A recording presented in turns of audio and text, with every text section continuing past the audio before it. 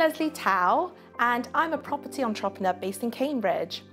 I got into property investing because I had a panic attack at 30. I was working for a law firm. I had great bosses, great colleagues, but yet I felt something was missing. My 20s just whizzed by like that. I was scared that my 30s was going to whiz by just as fast and I'll still be in the same office. So I felt like I needed a change. I had to do something. I knew I always wanted to get into property because my family are into property, but I never really got into it until I had the panic attack. So that night, instead of going out for drinks, I went home and I dug up the Rich Dad Poor Dad book by Robert Kiyosaki from under my bed, which was collecting dust, read it from page to page, and just decided then and there, let's start this journey now. So I read the book and made a plan of how many properties I wanted to buy that year, and I wanted to go as fast as I could. I ended up purchasing 4 properties in Dubai that year. I JV'd, joint ventured with some family and friends to raise the initial deposit, and we leveraged off my salary to purchase these properties. So everything was going quite well, and then I ran into trouble when I was trying to buy my 5th property. It was a hotel apartment and it was off plan. What happened was, even though I'm a lawyer and I did my due diligence, I put a big deposit down to secure this property, and the developer ran off with the money. So what I learned from that was essentially that there's always a solution to a problem and you should utilize your negotiation skills. So in this scenario, we managed to find a win-win situation for all parties. The most important thing for me at that point was to make sure friends and family's investments were safe. So we managed to achieve that, but there was a lot of work involved. I suppose I would never buy an off-plan property again unless I was in control or my team were in control of that scenario. What happened next? Rent to rent happened next.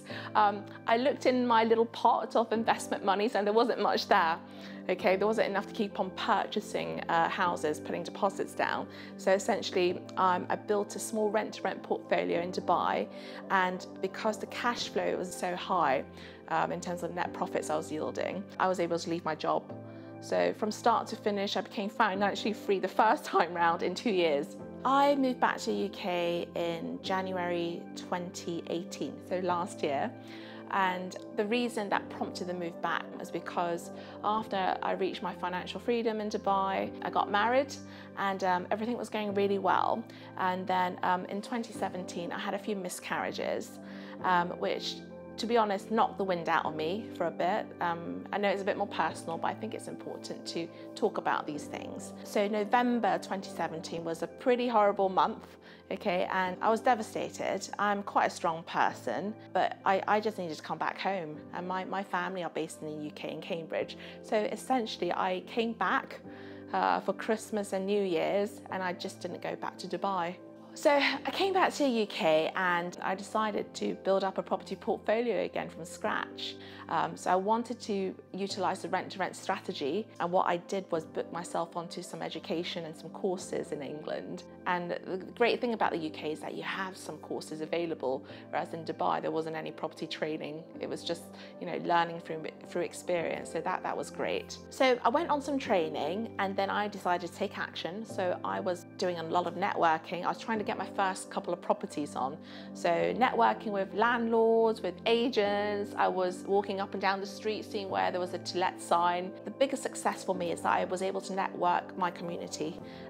In Cambridge is quite a big Chinese community, so I was able to tap into that market. I got the keys to my first 2 properties in March. One was a house which I converted into a mini HMO, and one was a 2-bed apartment in the city centre of Cambridge. I hadn't had experience with doing rent to essays then, so it was my first service accommodation apartment. The cash flow was just so high that it outperformed the mini mo by double. So essentially, within the 2nd month, I became financially free. I wanted to reach £10,000 net cash flow as soon as possible, so that's what I set about doing. We got on more properties, and especially houses on a service accommodation basis seemed to bring in a lot of cash flow. I was able to reach my goals of £10,000 net within a 6-month period. We've got a few things in the pipeline. We've got 3 property purchases going through, which we're redeveloping. I've done a title split on the land. We're going to be building a small block of flats, and I'm waiting on a landlord to finish his development on a bed and breakfast so we can take it over and run that on a rent-to-rent basis. It's been a pretty crazy journey so far, busy year. I've been providing training to people who want to learn about rent-to-rent, who want to just get on the property ladder without taking too much risk. And it's a passion of mine actually, because I want to make sure everyone's doing it legally and in compliance. And also, I've also got a bunch of mentees on, so that's been quite fun. And obviously, Matteo in the belly needs to come out.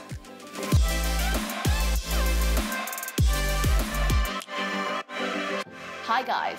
So one of the questions that I get asked the most is, what is rent-to-rent? Well, rent-to-rent is a property strategy whereby, let's say you will rent a property from a landlord, whether it's a house or an apartment, and then you would rent it out again to a guest or a tenant. Rent-to-rent and subleasing is not illegal. However, you need to make sure that you've got the right documentation and contracts in place.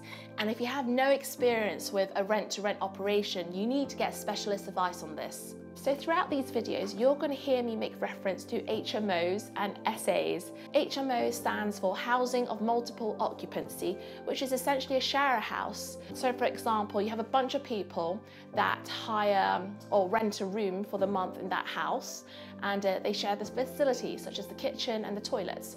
So that's an HMO/share a house. An SA stands for service accommodation, and this can come in a form of an apartment, a house, a boat, even a bus. And what this is a home away from home, but with hotel facilities. Thanks for watching, and I'll see you guys very soon. If you want to hear more about these topics that I'm talking about, click subscribe now.